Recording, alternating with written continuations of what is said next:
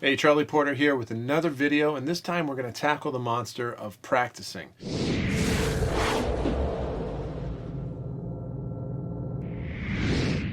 So I get this question all the time from students. What do I practice, Charlie? How long do I practice it for? Why exactly am I practicing this? And that's actually one of the best questions that somebody can ask. Why am I doing this exercise? How do I do this exercise? What is the best form? Just like if you were at the gym and you're doing a workout. If you have a trainer and they're showing you the right form and showing you in front of the mirror exactly how to do everything, you kind of have to be that for yourself when you're doing your practice routine. But not only physically, but in terms of laying out the entire thing for yourself. I want to make sure that you're avoiding doing the things that are not going to be helping you, and definitely seeking out the things that are going to be helping you when you're building a practice program. So as we go through, say, a mock program, very similar to a program that I do myself, we'll go through each one of the facets and I'll explain to you what the good form is for each one of these exercises, or I should say categories of types of exercises. And we'll talk about, just the most effective way to culminate all these things into music making. So here we go. First thing first, we're going to talk about form. And form in its rawest form would be lip buzzing. If we lip buzz, there's no mouthpiece or visualizer or trumpet or anything holding anything together. It's simply the formation of your lip muscles holding themselves together in your face to produce a buzz. So if I do this, there's absolutely nothing holding that together except for my face, which is a great test as to whether or not your form is doing something for you. True that we can just put the horn on and that's going to hold our face together. But if we're going to be really playing as efficiently as possible, if we're going to really understand what the form is, right, the proper form behind trumpet playing, buzzing is a great way to get to it. Does everybody buzz? No, not necessarily. But like I've said in many videos, and I'm sure those of you that are aware of my videos know that I'm an advocate for buzzing, that if you have trouble buzzing, then it can be a really good asset to you to learn how to buzz. In any case, I feel like buzzing is also a great way to get warmed up. A lot of people put way too much emphasis in doing a 30 or 40-minute warm-up, whereas some people are ready to go pretty much 5 minutes, 10 minutes after doing a couple buzzes and maybe a little bit of mouthpiece buzzing or something like that, right? I don't need a long warm-up. I just need something that's getting me into a mode of being flexible and having full range of motion. Just like if you're a runner and you're trying to you're going to go on a run, you don't do a whole litany of exercises beforehand. You just stretch out your legs a little bit and do a couple lunges and stretch out the calf muscles, whatever it is that you do, and then you go on the run, right? You want that full range of motion. So one of the first things I do before I go to play is just something simple, lip buzzing, 2 to 5 minutes. I find sirens are really great to do. Low, loud to high, soft. We want to make sure that we're not blowing the lips out and using lots of force of air to go higher. Just like a hose, a garden hose, we want to turn on tons more water to go faster with the water when we could just simply make the nozzle smaller, right? That's a much more efficient way to go. So, a siren with lip buzzing, but also you could use some kind of program like if you look at the Stamp exercises by James Stamp, there's a preliminary warm-up exercise, which I used to do that pretty regularly. You do it with piano, and so one hand's on the piano.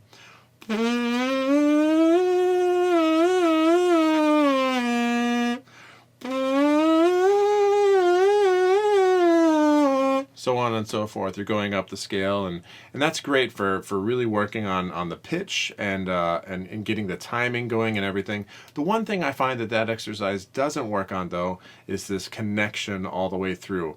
So if I went,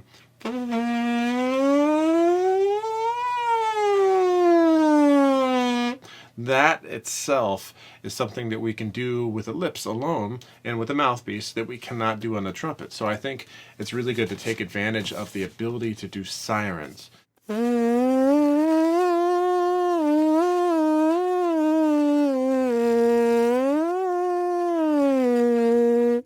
So anyway, getting that together really gets two things happening. One, it gets form, the form that it takes to be able to get one note with a good sound. But it also takes care of the second thing, which is transitioning. Being able to go from one pitch to a faster version of that pitch. And the reason I say that is if we're going from 0 miles an hour to 60 miles an hour in a car, we don't say that we're going from our 0 mile an hour car to our 60 mile an hour car. Right? We go from 0 to 60 in the same car. When we buzz one note and we take it higher, it becomes more apparent that we're not actually going from one note to another note. But instead, we can dispel that whole belief system that we have of separate notes and think of it more as one note, which is a more healthy way of thinking of notes as in general as being vehicles in themselves that have a slower speed and also a faster speed. So if I start here,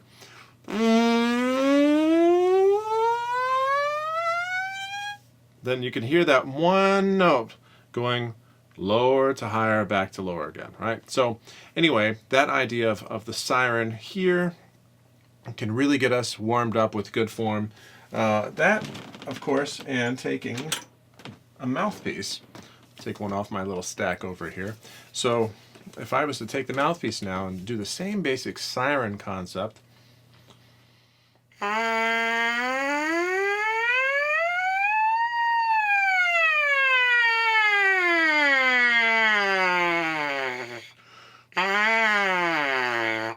ran out of air a little bit there. That right there is actually a very basic warm-up that you can do at the beginning of the day that has some really good things and good benefits tied into it. Notice I was going for absolute connection from low to high, that I was kind of backing off a little as I was going higher because I was using that nozzle, right? Making the air go faster via bringing the lips in and bringing the tongue up inside of the mouth, basically making that air go faster, right? So if you listen one more time. Now I could have done it this way, and that's how a lot of people are going to approach this at first, and that's really kind of a backwards way. That's like turning on lots of water at the hose to get the water to go faster instead of simply making the nozzle smaller. So this is why we want to basically go for that approach instead of bigger, more volume on the bottom to smaller, less volume, but faster air on the top, right?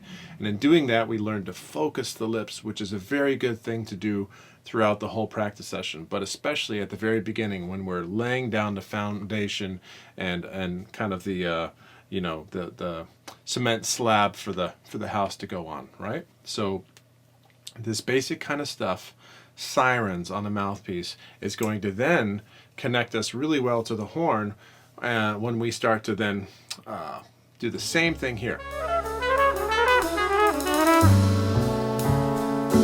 And what I mean by that is if we treat this like it's an elevator going up and down. If I do the same thing now into the horn.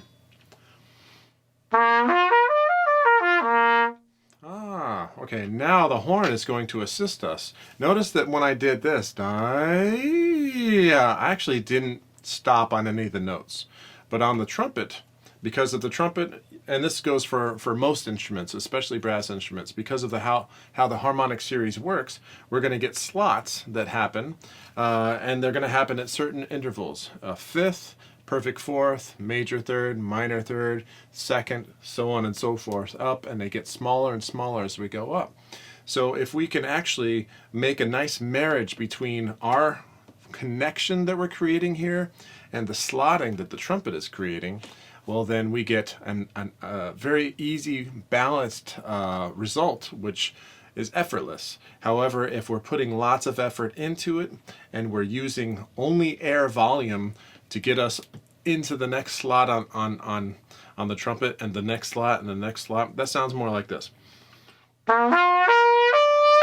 it sounds really forced, right? And this is how a lot of beginners start playing. So this is one of those habits you want to eradicate and get rid of if you can at the beginning of every practice session. After you do a little bit of lip buzzing, a little bit of mouthpiece buzzing, use that mouthpiece buzzing of low loud to high soft back to low loud to serve as a role model on the horn. So again, notice that there's no scratch in the sound. This doesn't happen. Right, if that happens, you're probably pushing your lips together too much. You might not be supporting here correctly. Definitely check out the video I did on how to form an embouchure. That's also going to talk about not only the setup of the mouthpiece here, right, and how we're basically marrying that to the form of lip buzzing, but it's also going to talk about how the muscle balance is supporting the buzz properly. And I really think if you haven't seen that video, it might shed some light on stuff. So how to form an embouchure. But when we take this right here, and you make sure that the sound is clean, no scratch, no skips or anything, and we do the same thing on the trumpet.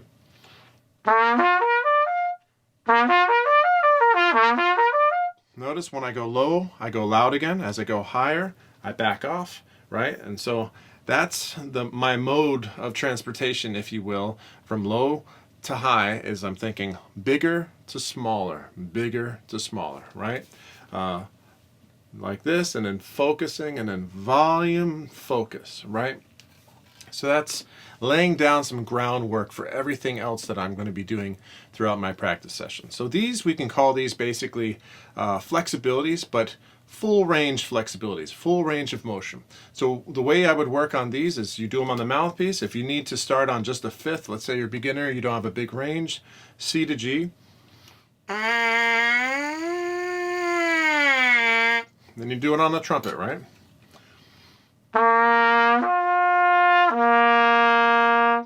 And then you do the same thing, you go down one half step. And then on the trumpet again. And then you go all the way through all the finger combinations. Once you feel comfortable doing that, go up to the next step on the mouthpiece.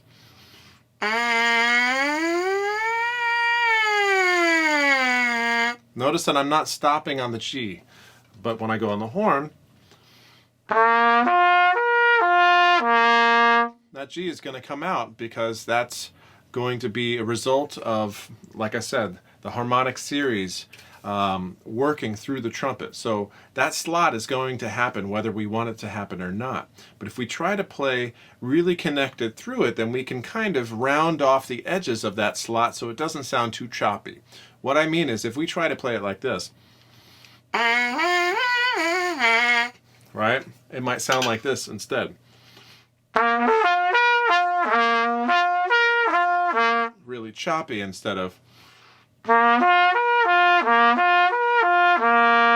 And really, if we want to be able to go faster with our flexibility,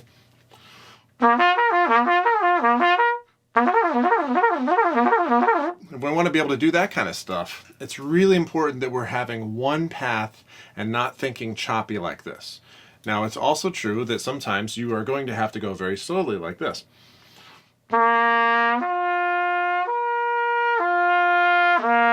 Now, if you are playing like that, let's say you have a piece of music like Fanfare for the Common Man or one of these things where, of course, you're going to stay on certain notes for longer, then, of course, we do go. But it's really important that those connections right there still be smooth and that they be kind of bent, a little bit curved. So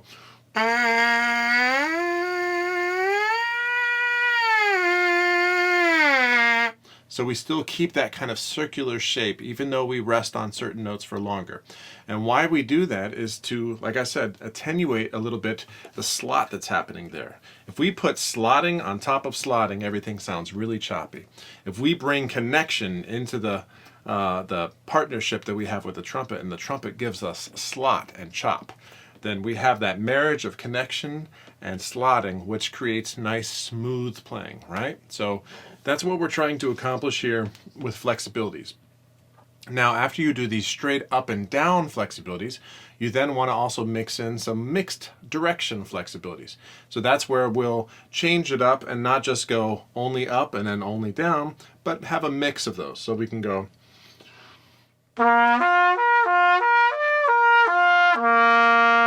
or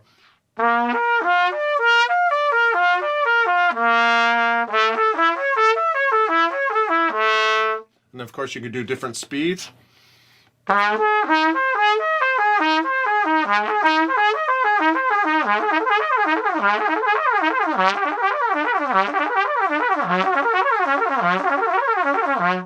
And taking them through different finger combinations. But when I'm doing them, especially when I'm doing them faster like that, I really start to think of a circular pattern, right? Even just doing this, I'm thinking of a circle that's heavier at the bottom and lighter at the top. Remember, lower, louder, higher, softer. When I'm doing a pattern with all those mixed flexibilities, there's lots of little circles within it, and then there's the larger circle that all those little circles fit into. Let me explain that, because that might sound a little esoteric, but check this out.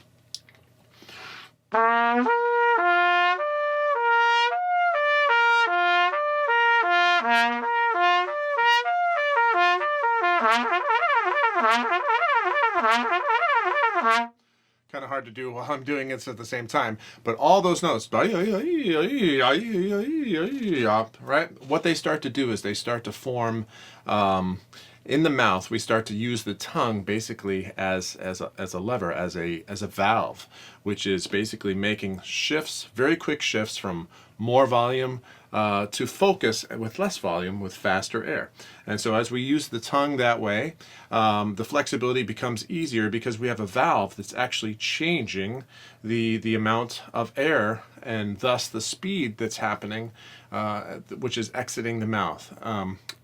And that's kind of complicated, but that's it's entailing that the lips are doing something here, that the jaw is doing something, and that the tongue is doing something as well. I go into more depth about that stuff in some of my other videos about buzzing, and actually the one called the straight line approach. I think I talk about that, and also one called 3 compressions. So if you check those videos out, you'll find some more detailed information on those. But essentially this is the next thing you want to focus on, which is mixing up the flexibility, so you're not only going up and down, but that you're also changing the direction, which is more closely related to what's going to happen in a musical situation, because music doesn't just go up and it doesn't just go down, but it's a mix. And then when we have mixed rhythms, and then when we also have mixed fingerings, then it starts to make it even more interesting. And on that note, sometimes I'll do some of these and change the fingers just to get it even closer and get it geared towards making music a little bit more. So something like this.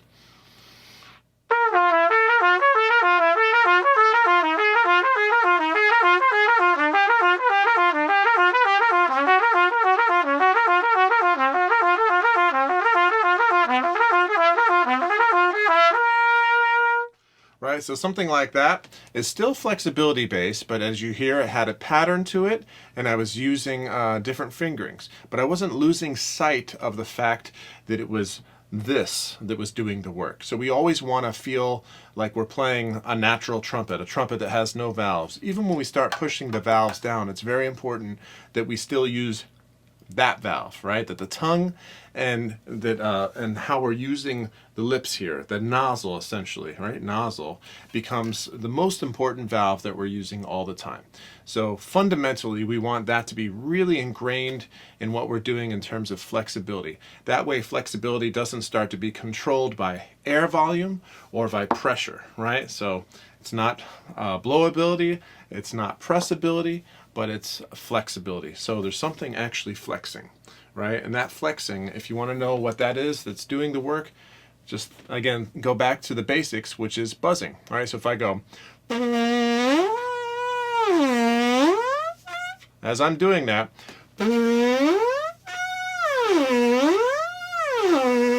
you can see that the lips are coming in. There's a flex that's happening there. Of course, it's more difficult without the mouthpiece because there's nothing supporting. But if you can do that without the mouthpiece, then of course when you put the mouthpiece on, it's going to be much easier, right? And I go into more depth about that on a video that I did on lip buzzing versus mouthpiece buzzing versus lead pipe buzzing versus playing. So check that one out too, and you'll find some good information on there.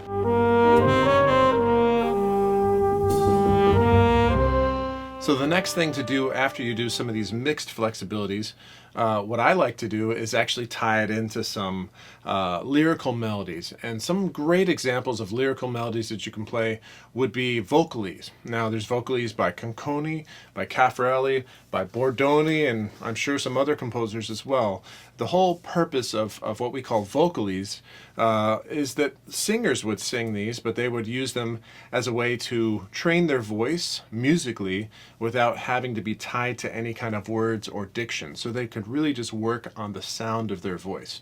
So likewise, as a trumpet player or as a brass player, we can work on our sound and not be tethered to too much technique or other things that kind of get in the way from just working on basic sound and phrasing.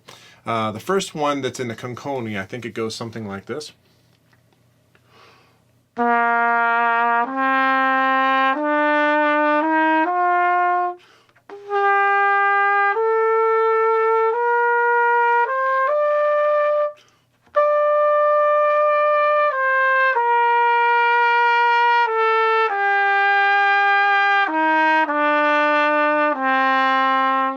Something like that, I think. But the idea is, it's very simple. If you listen to that, there's nothing really complicated about that melody. It's essentially a scale going up. And when you listen to it like that, you hear that I'm backing off the air. I'm really approaching it the same way I would if I did this.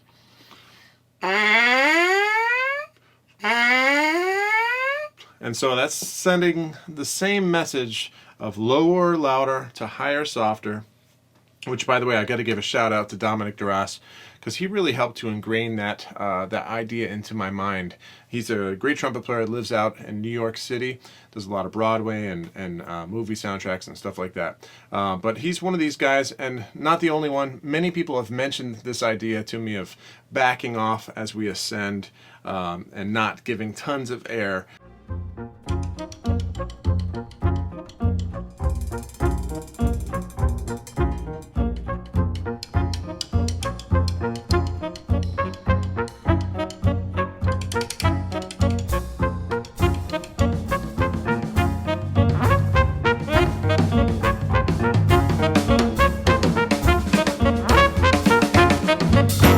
Best things you really can do for your playing. So anyway, it comes back to that same root thing that we did on the mouthpiece, and so we do it on the trumpet, but we do it in a musical way now, so that every interval that goes up and every interval that goes down, we're either decrescendoing or we're crescendoing into it. So to do a more complicated melody,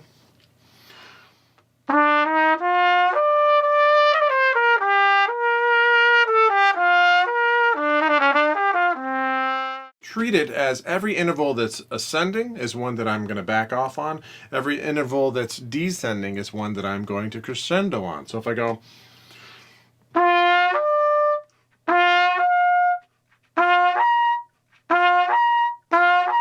now some of those intervals become a little bit more difficult, and you got to really find where they're at.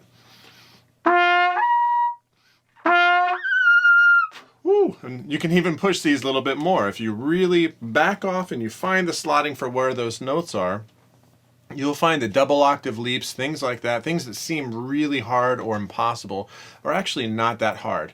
The thing that's stopping you is actually you trying too much and making too much change. And probably blowing way too much air and then spreading the lips too open and then having to use a lot of pressure. So just doing melodies in this kind of way is a great training ground, a great obstacle course for the air. So like I said, every upward interval we're backing off, we're focusing, thinking about making focus here with the lips and also with the tongue.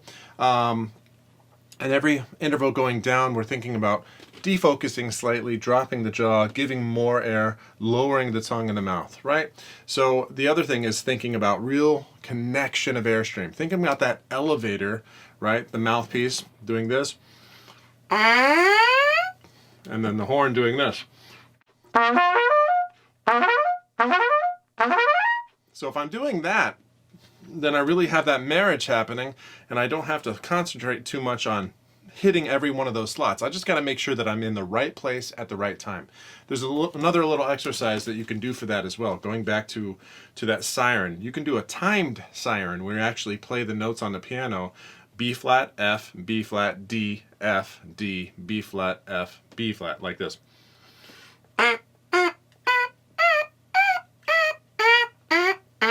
All right, so you play those notes, but what we're going to try to do on the mouthpiece as you play those notes on the piano is you're going to try to line up the mouthpiece buzz with those notes, something like this.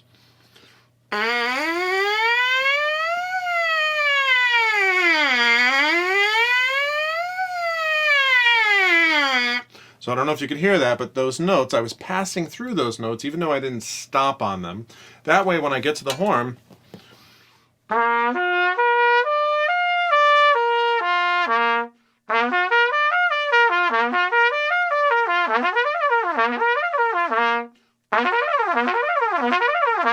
right, so as you do this, you can get better and better timing.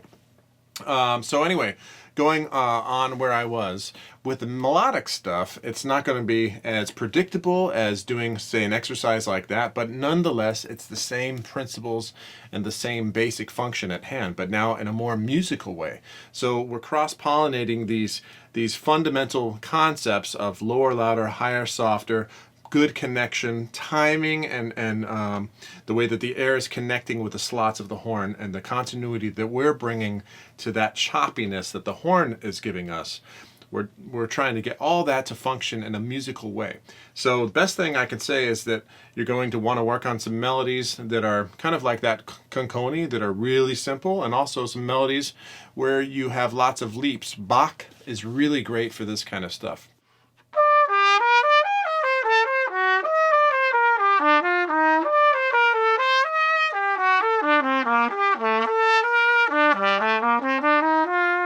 There's lots of intervals that you'll find in this music that is not typical of the standard trumpet literature.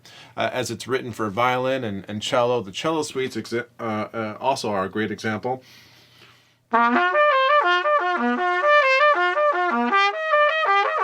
Those intervals right there, if we were to approach them in a way where we're blowing more air as we go higher,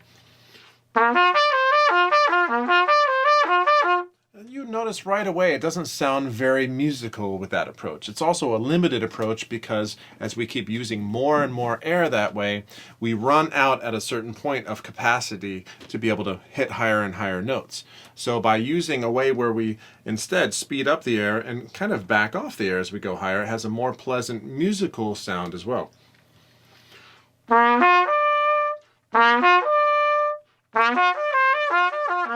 So after we've cross-pollinated these ideas of lower, louder to higher, softer, and smooth connection to the harmonic series, the chop that the trumpet has, that marriage into the musical world of playing melodies, then the next thing I want to do is take a step back and just focus on long tones for a little bit.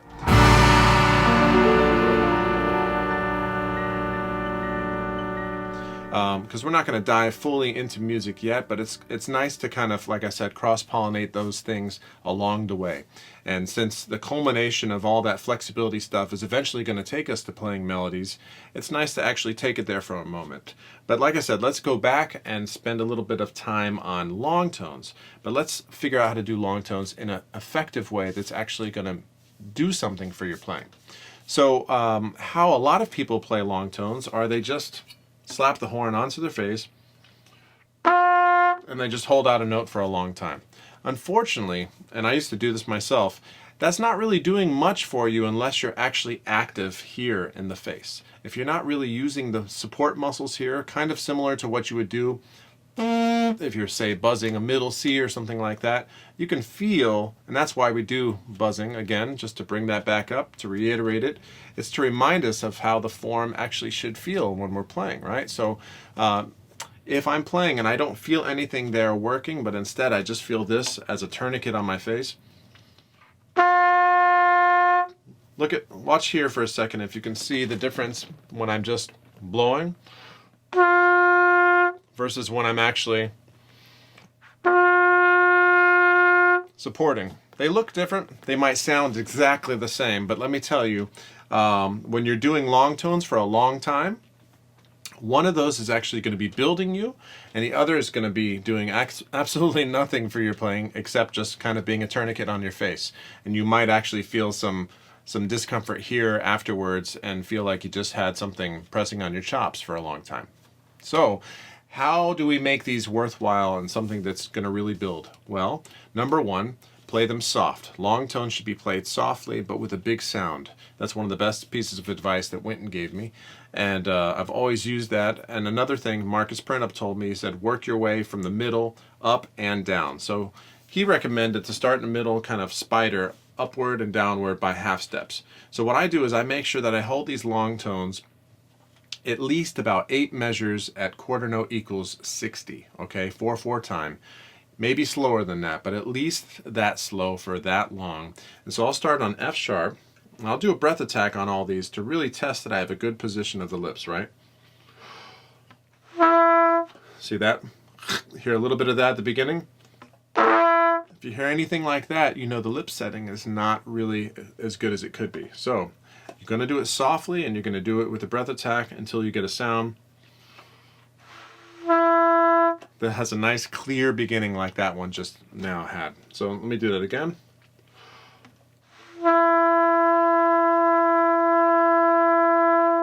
And then as you're holding that, you're going to engage the muscles here. Not overly engage them, but engage them enough that you know that they're supporting and that it's not just the pressure of the mouthpiece that's holding your lips together. Just like if I play this note, I know that it's not the mouthpiece holding my lips together. So when we're practicing long tones, we're still practicing form here, right? So that way something's actually getting stronger. Otherwise, what is it exactly that would be getting stronger if we're just playing long tones with a dead face? It's going to be these muscles right here, your arm muscles pressing onto your face. Especially as we go higher, that's going to be the only thing making you go higher at that point if you're not actually supporting here. So start on F sharp.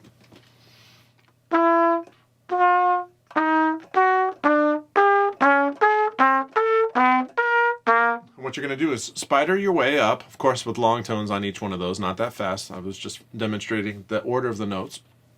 And so you could do those and end on C and C, or if you want to go a little further, you can end on F sharp and F sharp, or even further, high C and pedal C. So if you do that, that's going to take about 15 to 20 minutes, right? If you do the first one of just going to C and C, you're looking at about, I don't know, 7 to 10 minutes, depending on how long you do these. These can be really effective, and what they can do for you is help you to better memorize the best position of each one of these notes. It's also going to help you for sustaining airflow that is of the same quality and the same dynamic, because it's, you know, as we take in a breath, when we start a note, of course, we have all that air and all that compression, but as we expel the air, we have less and less compression, which means we have to work more and more to keep the same volume of airflow happening the entire time. Kind of not unlike a violinist who's right on top, you know, of the strings with the bow, and as they pull their bow away, they have less weight on the string. So they have to actually maintain and put more weight as they're further away. Otherwise, the sound starts to diminish as they get further away from the string. So if you kind of watch a great violinist when they're bowing, that represents in effect what we're doing with our airflow. And so it's kind of a great way to visualize airflow. Not even just that, but the way that they keep a smooth connection between going in this direction with the down bow and going back to the up bow, right? So when you have really great airflow as a trumpet player, as a brass player, that connection is going to be seamless, right? Just like a great violinist. So we can learn a lot from watching different instrumentalists like this. If you even watch, say, a pianist, and you watch how the fingers kind of roll one into the next, you can almost visualize airflow moving through the fingers, right? Versus chop, chop, chop, right? Same thing with a great trumpet player, of course. There's flow going from one note to the next versus chop, chop, chop, note into the next, right? So anyway, moving on further, after you've finished these long tones, you should feel definitely some kind of workout happening here. The next thing I would move on to would be technical studies.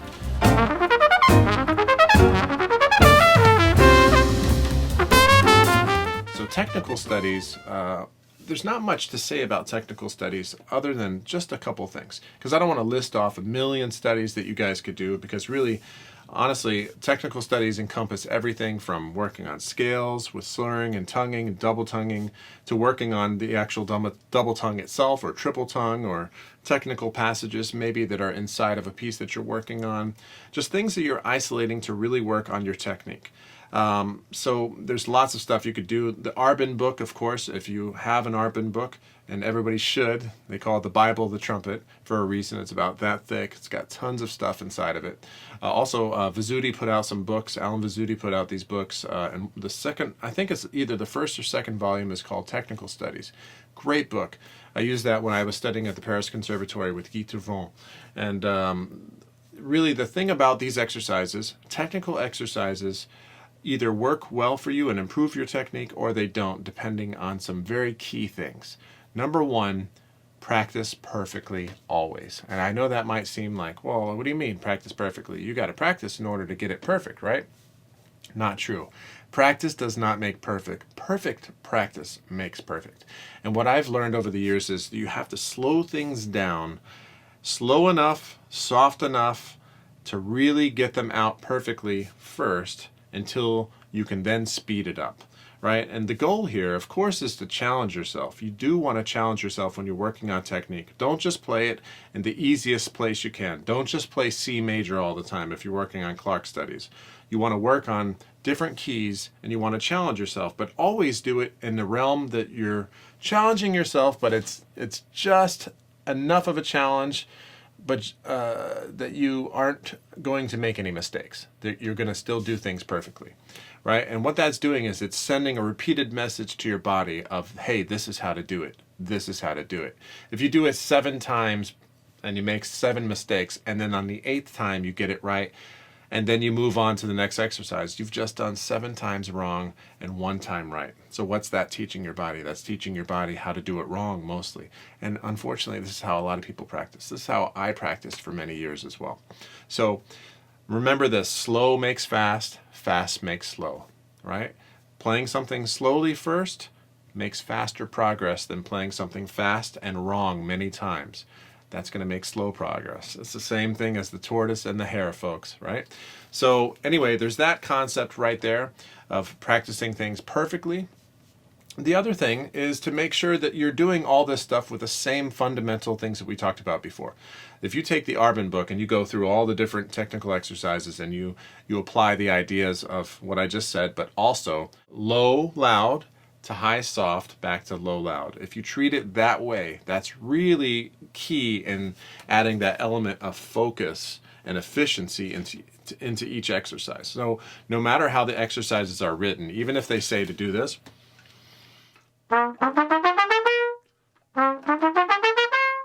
don't practice it like that. Practice it this way instead.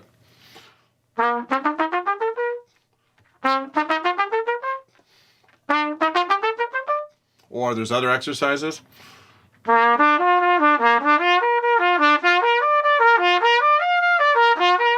Or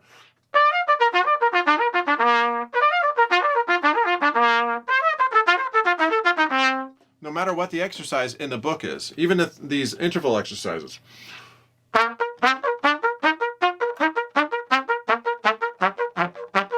Notice the bottom notes, I'm playing them stronger. Or let's say,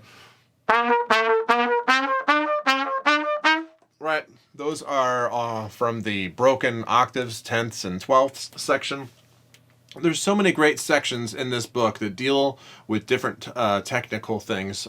Even the triple tonguing section.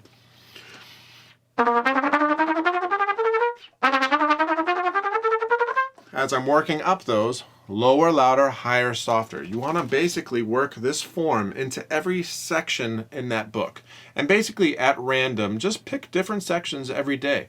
It's not the exercises that matter the most, folks. It's how you do them. It's what concept you have behind them. So if you're thinking of good flow, right? If you're thinking of focus and good form as you're playing these things, and if you're thinking about playing them perfectly and doing them within the realm of doing them perfect, but also just enough to challenge yourself, kind of think of it like a circle. And the circle is, I think maybe Ray Mace drew this out for me, though I can't remember who exactly hipped me to the circle idea, but everything inside of the circle is everything you can do.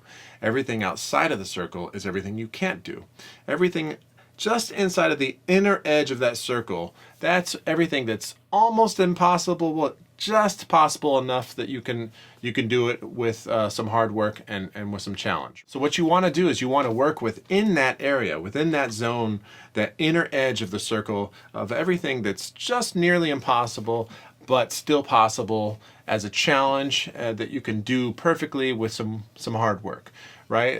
If you're practicing outside of that circle, then the circle never grows. And if you're practicing right dead center in the middle of the circle where everything's super easy and everything's, totally attainable, then, well, you can maintain there, but you'll never actually really grow that circle and make it larger. So if your goal is to make that circle grow and for your technique to push new boundaries, then you really have to be diligent about marking what tempos to do with different exercises and making sure that you're always upping the ante every time you do those exercises and to keep them in good rotation. Have some exercises that you do the same every day, have some that are different every day. And if you're doing the Clark studies, make sure that you're practicing those very softly. If you notice in the book, he says piano and double piano. It doesn't say forte or mezzo forte, and I can't tell you how many times I see people practicing Clark studies like this. It's just really not going to do much for you folks if you're practicing them that way. If you practice them softly,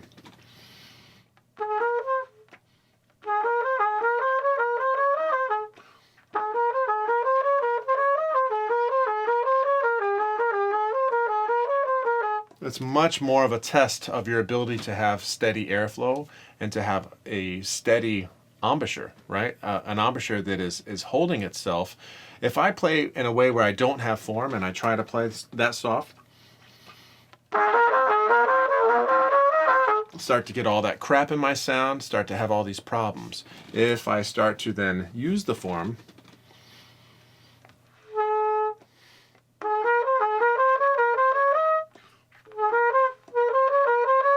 or if I start to focus, right, you'll hear people talk in different ways, right? Using form, focusing, it's really about getting all this in such a good alignment that the vibration is going to be intact and it's going to be focused. Especially this is true when we start to articulate.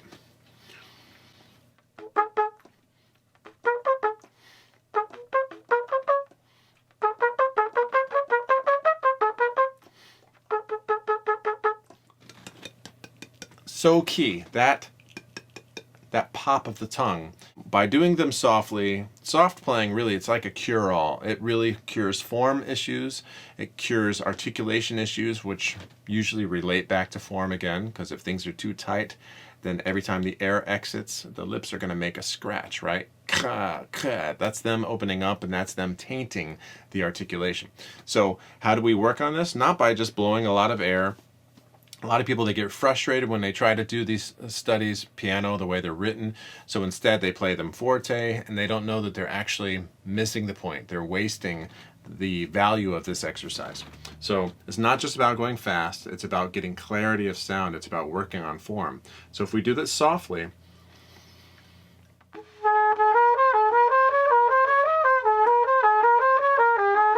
with a good sound versus this kind of sound,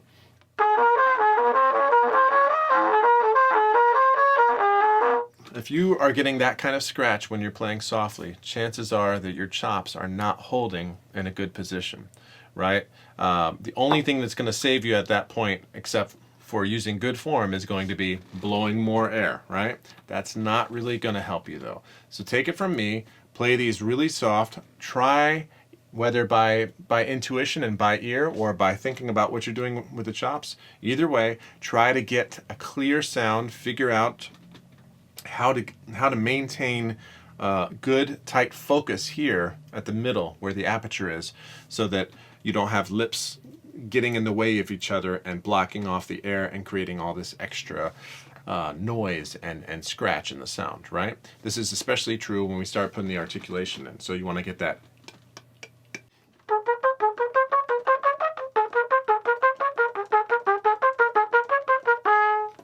Right? When I'm starting to do the articulation and I'm playing softly, it immediately makes all of this stuff focus.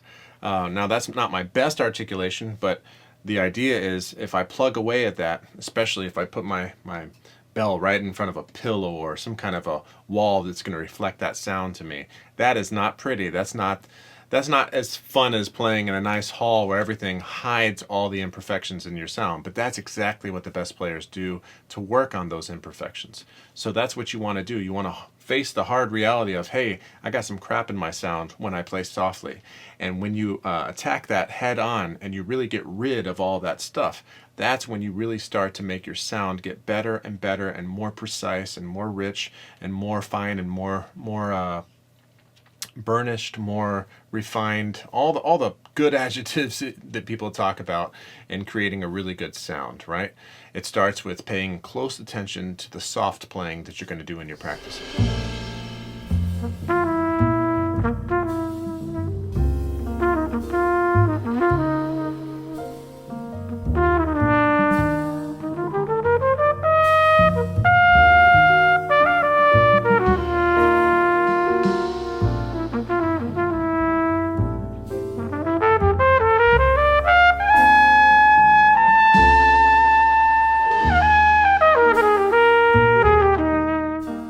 So the next section, and this is probably one of the most important sections, and you know, some people, it's funny, some people don't do this enough and some people do this too much, and that's the music section. Playing music, right? Focusing your attention on what is actually the end game here, which is playing music, right?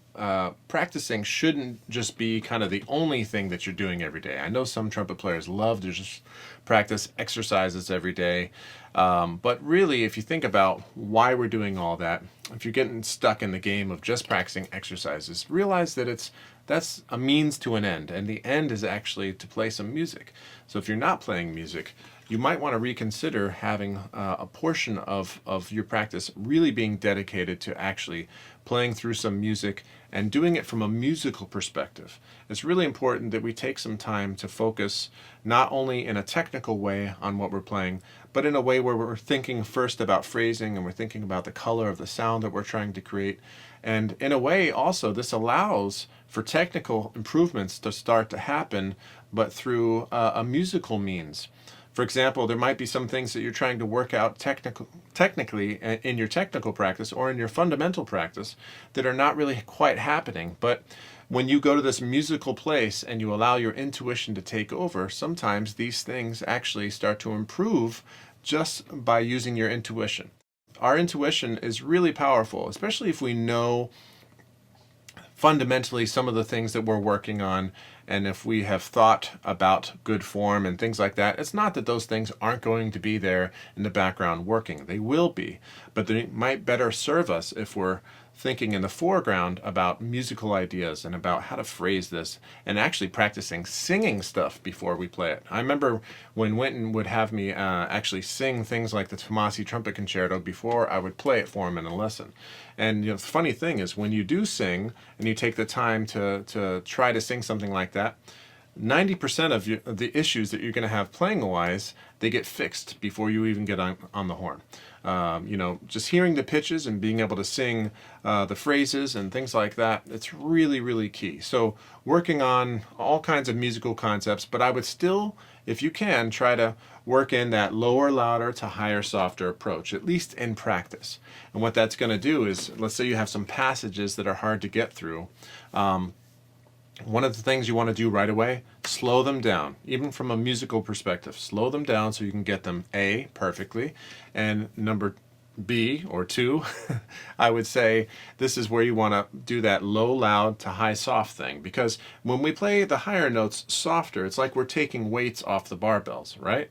So you're still getting to that higher note, but let's say it's a long passage, right?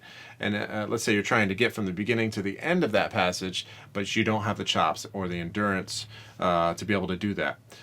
Take off some of the weight. try the lower notes louder, the higher notes softer, slow it down, right? That way you have more control over what you're doing, and you're not going to use excessive amounts of tension or movement, right? You can really scale down everything that you're doing if you slow it down and if you back off the air when you're going higher. And doing that and plugging away at it like that, you can of course always start to put more weight on later on, right? You can start to play those higher notes louder as you start to get more comfortable doing them soft to begin with. So you kind of grow them from little baby notes into their full-fledged loud notes. But like I said before, musically speaking, sometimes things are much more pleasing to the ear when the higher note is softer anyway. So that's a great option to have. And by practicing that way, you'll definitely have that option, and you'll make it more secure to have the option to play louder in the future, because you're actually going to be working on the focus that's necessary to be able to put more air through without having to collapse and then use tons of pressure, right? So it's a win-win. Okay, so like I said, music, make it a big part of what you're doing. I try to make it 50% at least of what I'm working on, whether it's jazz related, classical stuff. Maybe I'll play through some etudes. Maybe I'll work on improvising stuff. So that whole gamut right there, you know, work on some pieces, have some goals in mind, right? Be goal oriented. Think about, hey, I have a concert I want to do. And if, let's say you don't have any concerts, make something happen. You know, treat that as also a time to investigate and invest in yourself in terms of like what you can do and what projects you can start. So it's really important to have some kind of goal that's going to push you forward musically, not just a technical goal of I got to be able to play this scale at this tempo, but again, why? What is the musical means? What is the musical endpoint for the means that we're working on with all this scales and all this mumbo jumbo? Anyway, okay, next thing that's very important would be working on endurance and finally range.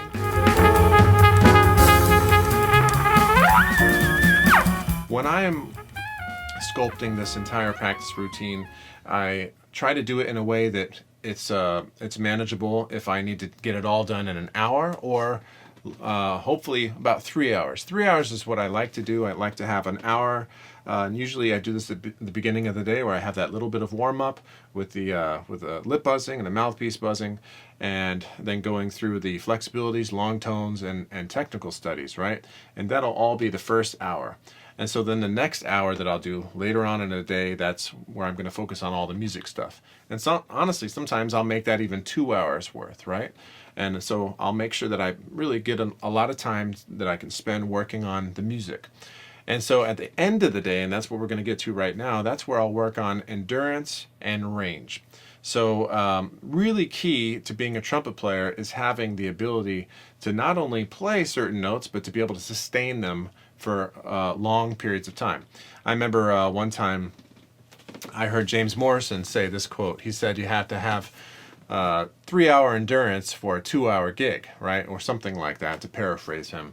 And it really made a lot of sense to me. In fact, I think a lot of trumpet players are working from a deficit in terms of having enough endurance for a gig.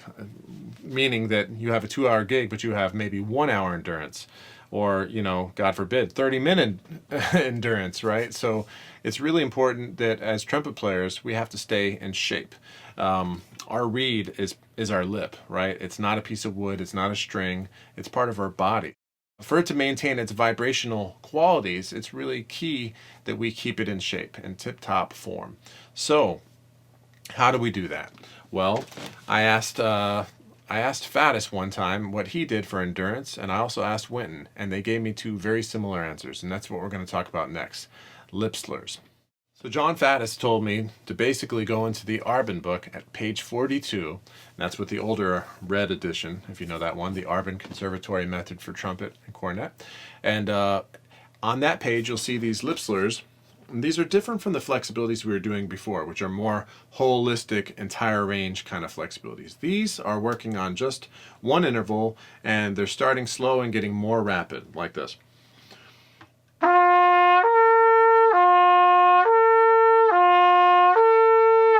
So on and so forth, building up to.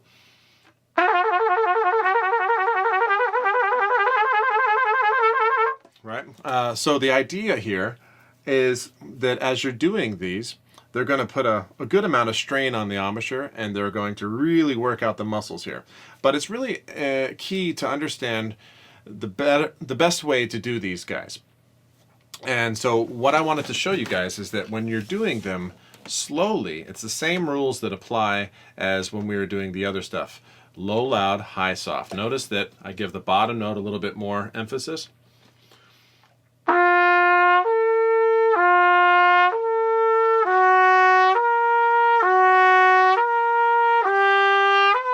I want to really make sure that I'm not doing it with air for the higher note like this, or that I'm doing it with hand pressure like this. I can't tell you how many people I see do those two things, right? So it's not a hand exercise. It's not a pressure ability exercise. It's not an air ability or blow ability exercise. It is a flexibility exercise, which means we need to be flexing or using form here, and also the tongue. That's part of it as well. So if you watch what I'm doing, you'll see that these are actually doing something.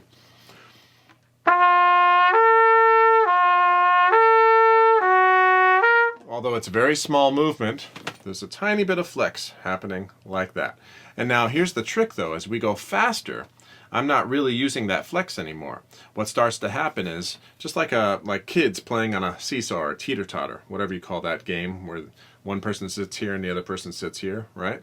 Imagine that's the G and that's the B. Da, e, ah, e, ah. Important also to use the tongue, ah, e, ah, e, ah, when you're doing these, right? But the idea here is if we want to play those notes super in tune, then you sit here and you sit here. That's the slot for each one of those notes. But if we want to play them fast, then we have to kind of sacrifice intonation a little bit, play a little sharper, which means it's kind of like we're trying to almost sit in between the two notes. The closer we can get to in between the two notes, the less movement happens right here at the fulcrum point. So if I take that G and if I raise it up right to the edge of where it almost wants to pop up to that B, and then what I can use is my jaw in a rapid movement and pretty much hold the chops in that one static position of being a little high on the G, right? And then it becomes basically a jaw flexibility.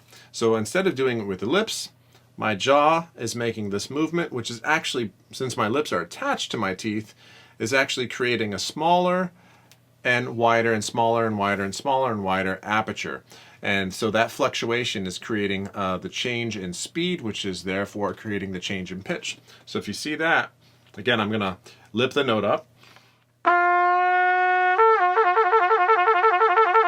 So what I end up getting is a successful fast lip slur, which is really, like I said, it's kind of a misnomer because it's done with the jaw and done with the tongue. Yeah. That's basically all I'm doing, right? So if you do these correctly, though, you're going to get a nice burning sensation here at the end of doing each one of these exercises. And what I recommend, and this is what Faddis recommend, build up your endurance to the point where you can go through all the ones in the Arbin book. And at the point where I finally was able to do that, and it took a few weeks of practicing to do that, I was still not tired enough to put it down, because really you're supposed to stop when this is just burning and you can't do it anymore. So that's when I did these other ones that Winton also gave me, and they were from the Schlossberg book. And by the way, there's also some great ones inside of that same book by Vizzuti that I might have mentioned earlier, the technical studies book. So, but in the Schlossberg book, and this is what Winton said to me, he said, play them as long as you can, for as soft as you can, for as fast as you can, right? So, and they go something like this.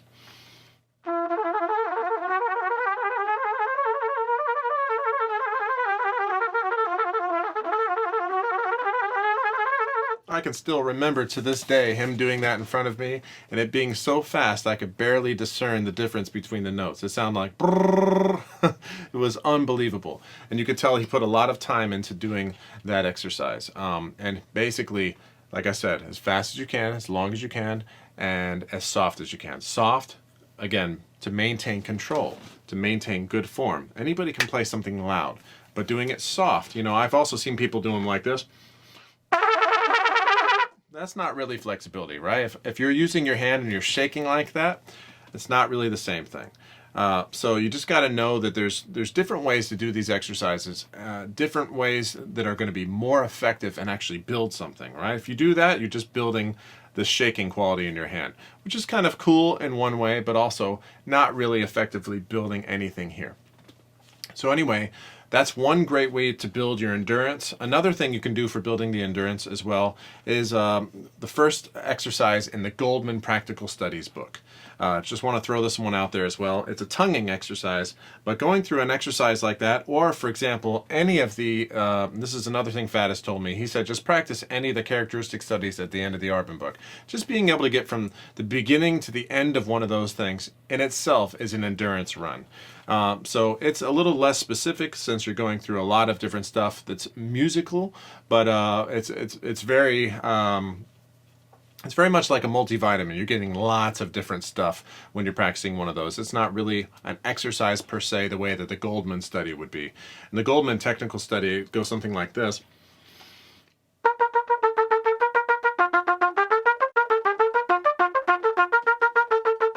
And just keeps going like that for about 4 minutes, and by the end of that thing your tongue is falling apart and everything is feeling feeling like you've gotten a good workout. I love the feeling after I do that exercise. If I can get through that whole thing and not miss a note, I know that I am in good shape. Definitely by the middle of that exercise though, you're going to be feeling that burning. Just stick all the way through it. Do not stop playing through the exercise. As long as it's not hurting you here, if you're feeling some pain here, like a muscle, like burning kind of thing, just work through it. If you're feeling pain here, then you're probably just pressing too much and you're not supporting here enough, right? Check out again that embouchure video that I did to see about how these support muscles should be working, and reference what you do again when you're working on lip buzzing, because you want that support to be with you when you're working on this endurance kind of stuff. If you're not using good form, just like the guy at the gym, right? Looking in the mirror, looking to make sure he's doing curls like this and not like this, right? It's really important keeping good form when you're doing endurance stuff. So those two things combined, lip flexibilities and that kind of tonguing, going to be really, really good for building your endurance. Now there's just one last thing that we got to cover, and that is basically working on some kind of range exercise. And so Faddis has one called the triad exercise, which I love to use, although I haven't done it in a while. Sorry, Faddis, I got to get back on that thing. But when I did do it, I remember it worked like crazy, and I even called Faddis on the phone, and I said, Faddis, I got a double high C, and I played it for him, and he said, man, another one bites the dust. I remember him saying that on the phone. Because the exercise works, folks. It's really simple. You start on a B flat.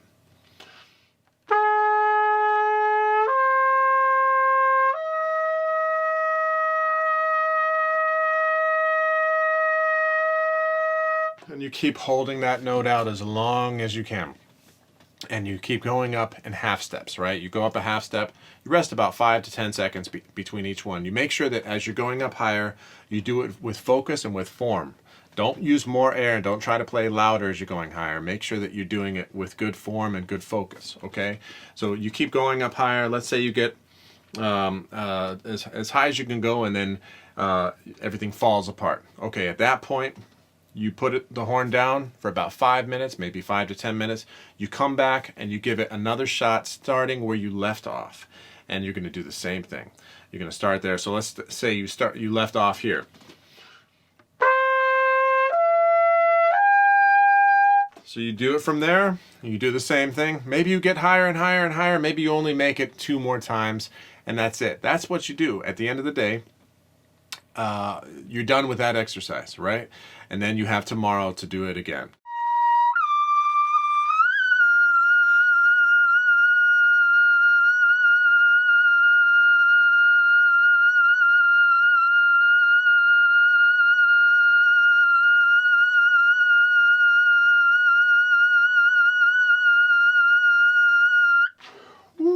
And each day that you do it, you're going to start to feel that you can go a little bit more, right? Maybe the first couple days, 3 days, you'll feel like it's not going anywhere.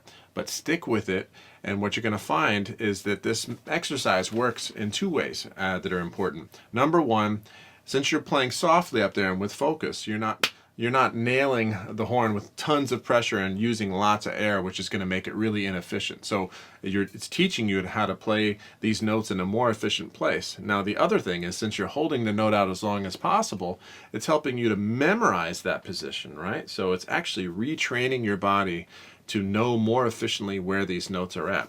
So another similar exercise to the fattest triad exercise would be the Maurice Andre exercise that he did for range as well. And it goes something like this.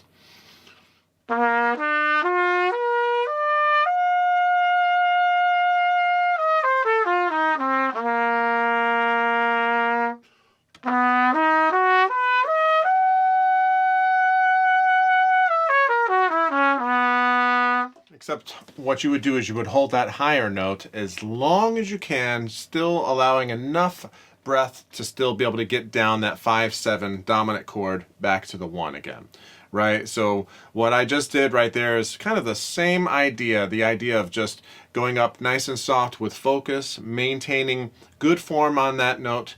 It's just a little bit more kind of a phrased version of the same thing, and it's tying it down to the lower range a little bit more, which I kind of like.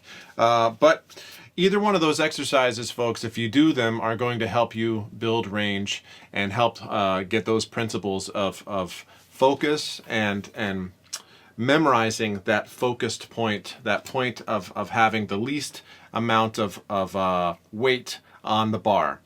So to speak, another analogy for that would be if you're trying to hit a bullseye, easiest place to hit the bullseye would be with your bow and arrow right here, right up on the target, right on the bullseye, versus from 2,000 yards away.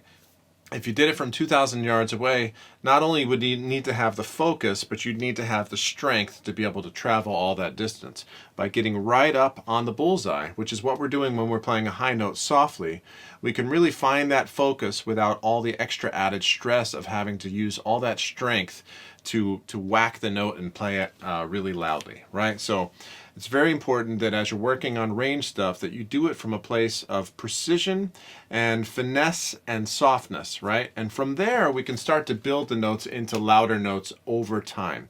But at first, these long memorized soft notes in the high register are really key.